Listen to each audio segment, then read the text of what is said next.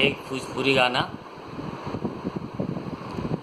पहले शादियाँ छोटे पे हो जाया करती थी, गौना बाद में होता था। तो किसी महिला का गौना नहीं हो पा रहा है तो थोड़ा दुखी हैं और उसी पे एक गीत गा रही हैं। सुनिए, अच्छा लगेगा। अरे गौना गौना कैले रहली, अरे गौना गौना कैले रहली, गवना न भइल रे माई सपने देखली, अरे माई सपने देखली। ससुरे में पियवा बड़ नादान, अरे माई सपने देखली। ससुरे में पियवा बड़ नादान, अरे माई सपने देखली।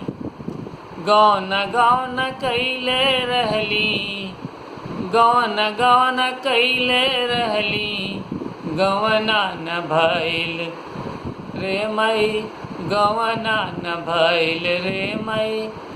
अरे ऐसन सुनली, अरे हम ऐसन सुनली। ससुरे में पियवा बड़ नादान, अरे माई ऐसन सुनली। ससुरे में पियवा बड़ नादान, अरे माई ऐसन सुनली।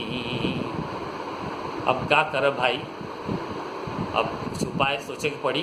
कोई सोच रही हैं, बाबूजी के चुप्पे चोरी, बाबूजी के चुप्पे चोरी, चिट्ठिया पठैबो हाय राम, चिट्ठिया पठैबो हाय राम।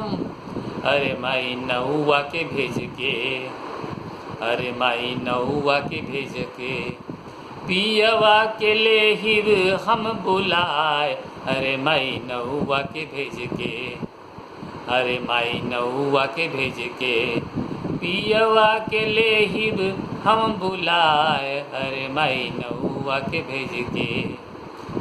गौना गौना सुन ले रहली, गौना गौना सुन ले रहली, गवना न भइल हाय राम, गवना न भइल हाय राम। सपने देखली, अरे माई लोगवा से सुनली।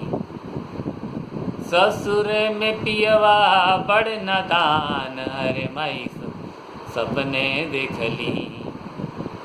ससुरा में पियवे बड़ नादान, अरे माई सपना देखली। बेचबो में सोने के चूड़िया, बेचबो में सोने की चूड़िया, लेहिब काम धेनु गैया। अब देखो, अब ये चूड़ी बेच देंगी, कामधेनु गाय लेंगी, काहे के लिए। बेचबो में सोने की चूड़िया, लेहिब कामधेनु गैया। बेचबो में सोने की चूड़िया, लेहिब कामधेनु गैया।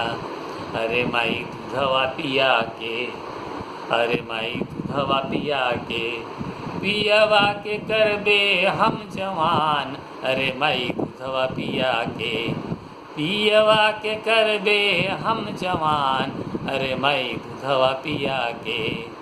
गौना गौना कैले रहली, गौना गौना कैले रहली, गवना न भइल हे माई सपने देखली, अरे माई सपने देखली। ससुरे में पियवा बड़ नादान, अरे माई सपने देखली।